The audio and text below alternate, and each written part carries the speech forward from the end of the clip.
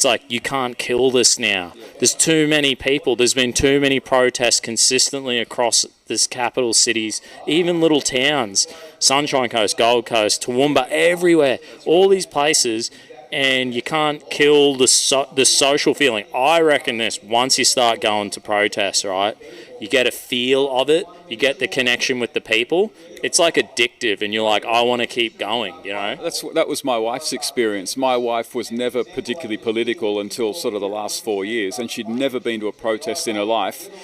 But she feels very, very strongly about the incredibly invasive policies into people's lives in terms of employers forcing people to get vaccinations, governments forcing. She feels very strongly about that. She doesn't like seeing people lose their jobs. So she came with me to one of the protests.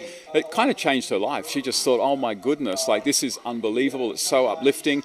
And to know that you're not the only one who thinks something's going wrong. And that's one of the strongest things about these protests, that a lot of people out there, they're just looking at what's going on in Australia and they're thinking, man, you know, am I the only one who thinks that people shouldn't be losing their jobs because they don't want to take a vaccine that they don't need? Am I the only one who thinks that keeping kids out of school for 3 or 4 months and then when you send them back with masks, that there's something wrong about that? Am I the only one who thinks that, you know, destroying people's businesses is sort of, you know, the wrong thing to do?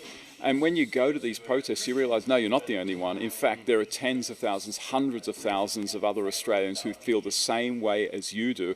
And the thing that I've been trying to point out for months now is that when you go to a protest, let's say you go to a protest and there are 10,000 people there, there's a good bet that that 10,000 is probably really anywhere from 100,000 to 300,000 people, because when you turn up to a protest, you're probably, you know, there are probably 30 people who feel the same way as you do, but they're not going to get off the couch, you know. And so that's the other thing, that whenever you go to a protest, look around and basically times that number by at least 10, because again, that's how many people are with you. And that's why it's so important to get to these protests, because it gives you hope.